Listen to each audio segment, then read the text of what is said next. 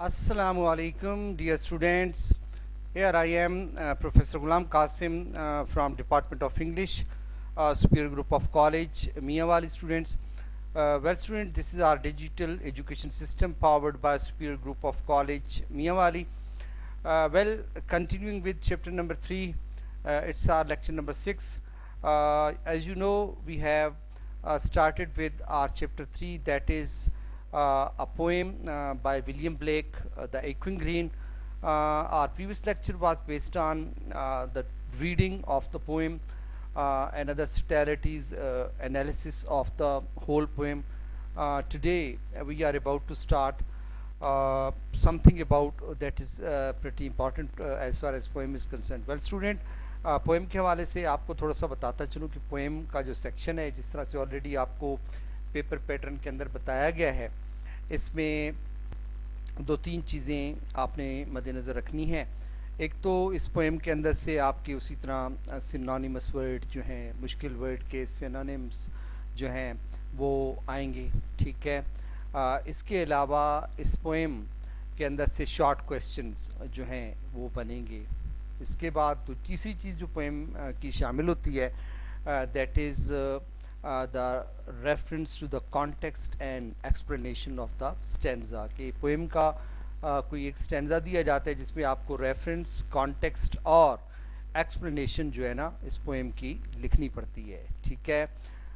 तो ये तीन चीज़ें हैं. 5 मार्क्स कैरी करता है ये स्टैंजा, जिसमें आपका जो रेफरेंस है, रेफरेंस के हवाले से मार्क्स होते हैं, फिर कॉन्टेक्स्ट के हवाले से, और फिर last but not the least फिर जो एक्सप्लेनेशन होती है पोएम की उसके हवाले से मार्क्स होते हैं. तो अभी हम इस चीज़ को डिस्कस करेंगे.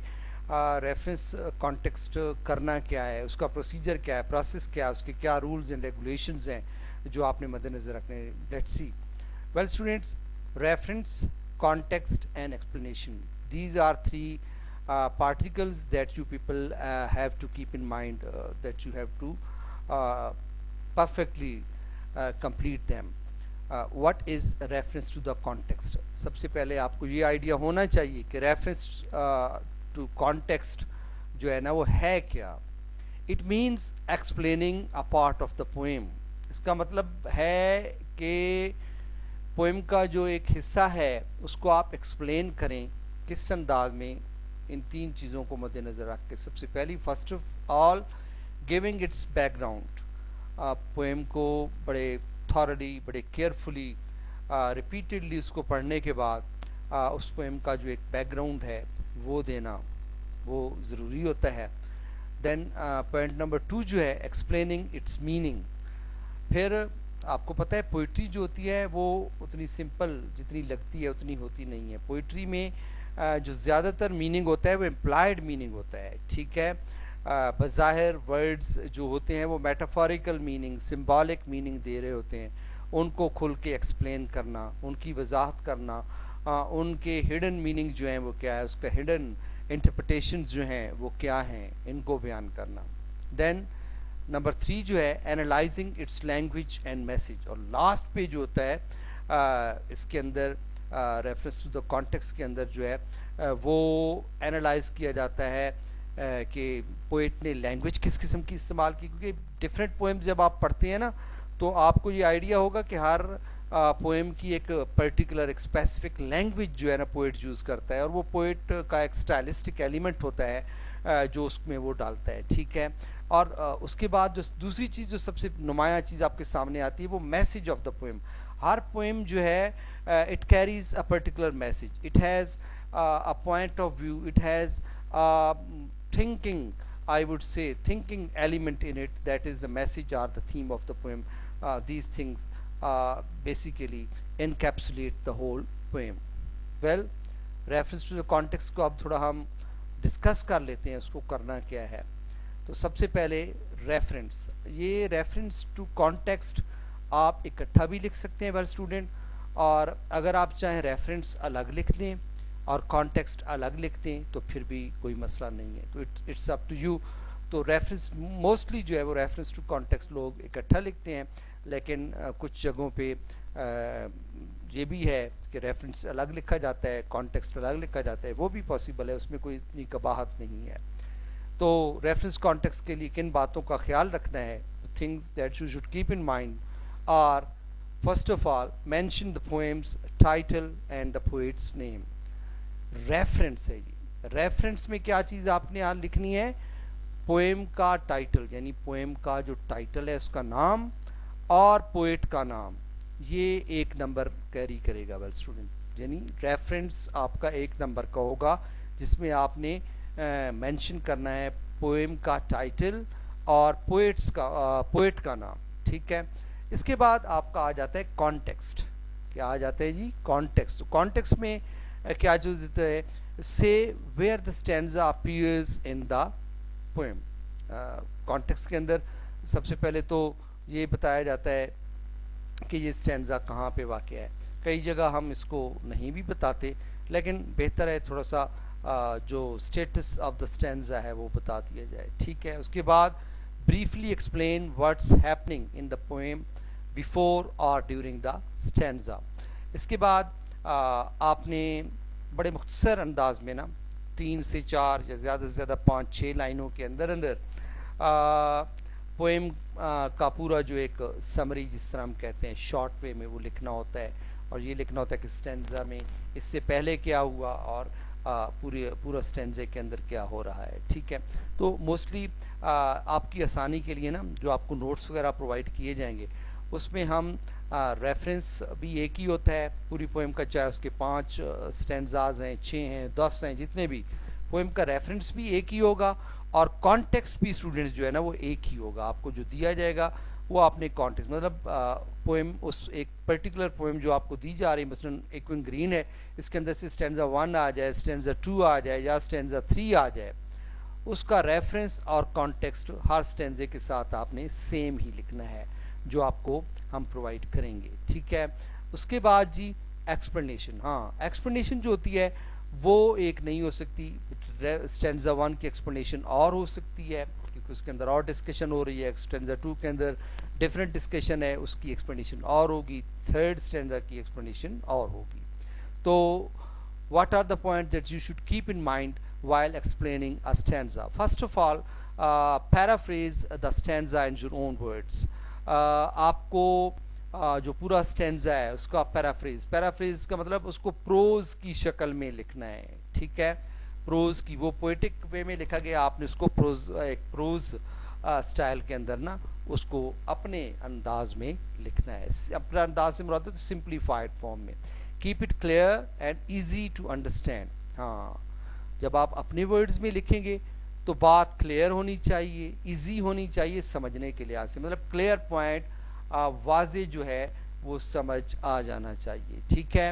And then explain it line by line اور ایز دا ہول. اب 2 طریقے ہیں. کچھ لوگ اس کو ایکسپلین کر رہے ہوتے ہیں اسٹینزا کی اگر 6 لائنیں ہیں تو ہر ایک لائن کا پہلے اس کو ایکسپلین کرتے جائیں گے، اس کے ساتھ اگلی لائن اور پھر تیسری، دوسری، چوتھی، اس طرح سے وہ کریں گے.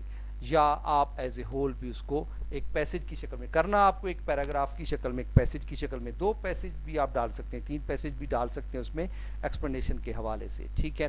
ویسے تو اسٹینزا کا ایکسپلینیشن ایک ہی پیسج میں ہوتا ہے. ہاں اس کے علاوہ لینگویج کے بارے میں، سمبل اور اس کے اندر ڈیوائسز کے حوالے سے اور دوسری ٹیکنیک کے حوالے سے بھی آپ الگ ایک پیسج چھوٹا سا 2 سے 3 لائن کا ایک پیسج آپ اس میں ایڈ کر سکتے ہیں. ٹھیک ہے جی. اوکے. اب ہم آ جاتے ہیں انالیسس. اس پوئم کا جو ہے وہ انالیسس آپ نے کیسے کرنا ہے. ڈسکس کیسے ڈسکس کریں؟ تھیم. سب سے پہلے جب آپ انالیسس کرتے ہیں تو تھیم، ہر پوئم اسٹوڈنٹ دیکھیں نا، ہر پوئم کا ایک تھیم ہوتا ہے. سمجھ آ رہی ہے؟ اور ایک چیز میں آپ کو بتانا بھول رہا ہوں ابھی، کانٹیکسٹ جو ہوتا ہے نا وہ آپ کا تقریباً 1 نمبر کا کانٹیکسٹ ہوتا ہے، مطلب 1 نمبر کا ریفرنس آئے گا آپ کا. اس میں اگر آپ پوئم اور پوئٹ کا نام صحیح لکھتے ہیں تو 1 نمبر آپ کو ادھر سے مل جائے گا. کانٹیکسٹ آپ لکھیں گے تو 1 نمبر اس کا ہوگا. 2 مارکس یا 1.5 کی بھی ہم بات کر سکتے ہیں کہ 1.5 یا 1 تو آپ کو ملنا ہی ملنا ہے. ٹھیک ہے.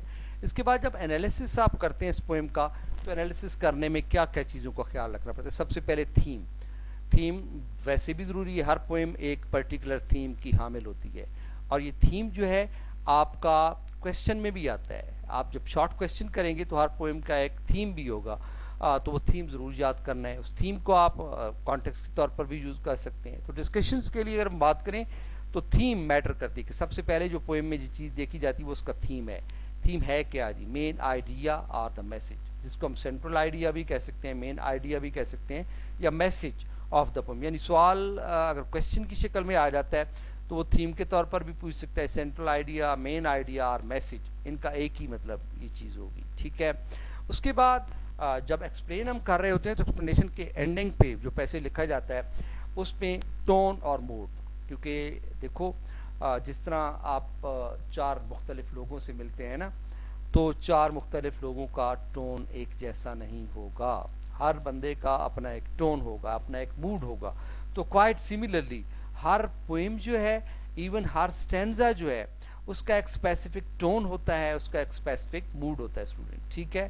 The feeling of the stanza when you are going through a stanza, you exactly feel the tone, the mood that the writer, that the poet or the character that is addressing shows it. ٹھیک ہے.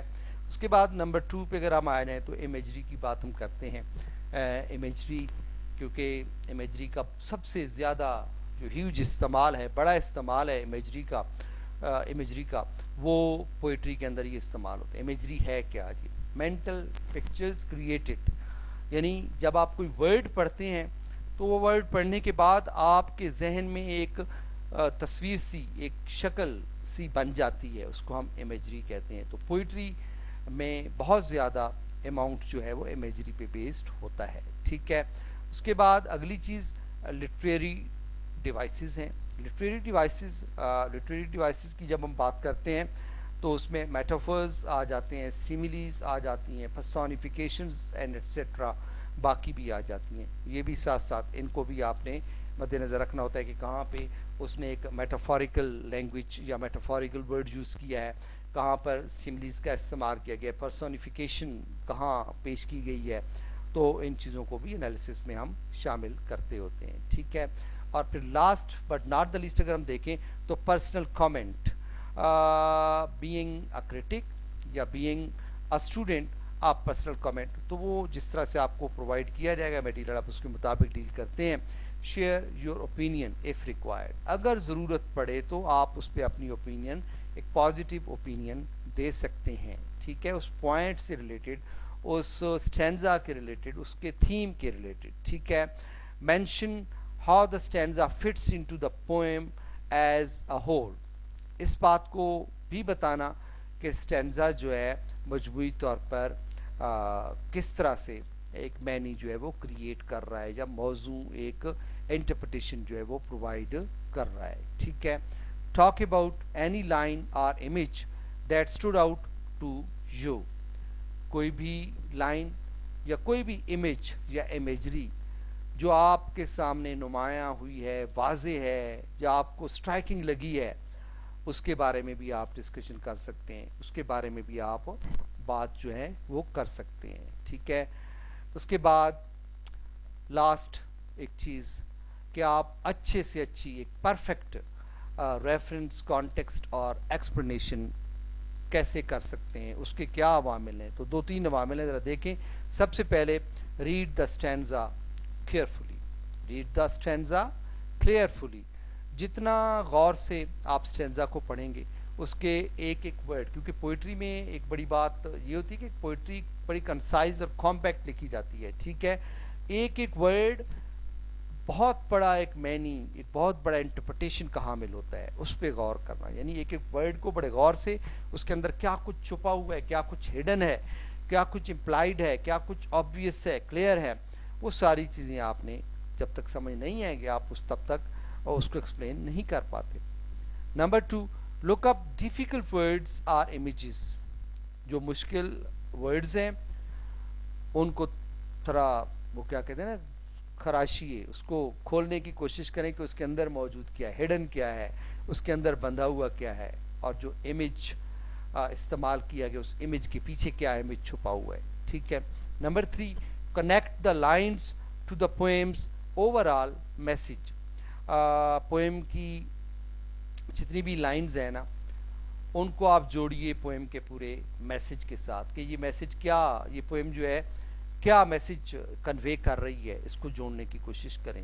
تو practice regularly with different poems. تو جتنا زیادہ کریں گے، جیسے یہ ابھی آپ نے پوئم جو پڑھی ایکوئن گرین، تو اس میں آپ نے دیکھا ہوگا بیسیکلی رائٹر نے، پوئٹ نے سائیکل آف لائف کی بات کی ہے. سائیکل آف لائف کیا ہے کہ انسان پیدا ہوتا ہے، بچپنے سے گزرتا گزرتا میچور ہوتا ہے، اور میچور ہوتے ہوتے بڑھاپے کی دہلیز پہ پہنچ جاتا ہے، اور پھر ایک خوشگوار موڈ پہ، جس طرح ہم کہتے ہیں، اس کی زندگی کا اختتام ہوتا ہے.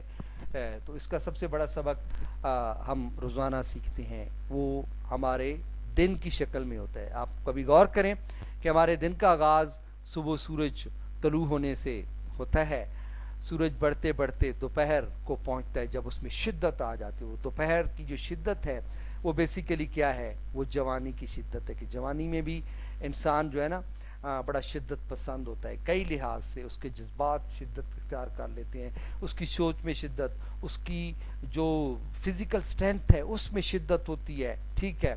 اور پھر جب سورج ڈھلنا شروع ہو جاتا ہے دوپہر کے بعد، تو گرمی کی شدت کم ہونا شروع ہو جاتی ہے، گرمی ماند پڑنا شروع ہو جاتی ہے، ہیٹ کم ہونا شروع ہو جاتی ہے.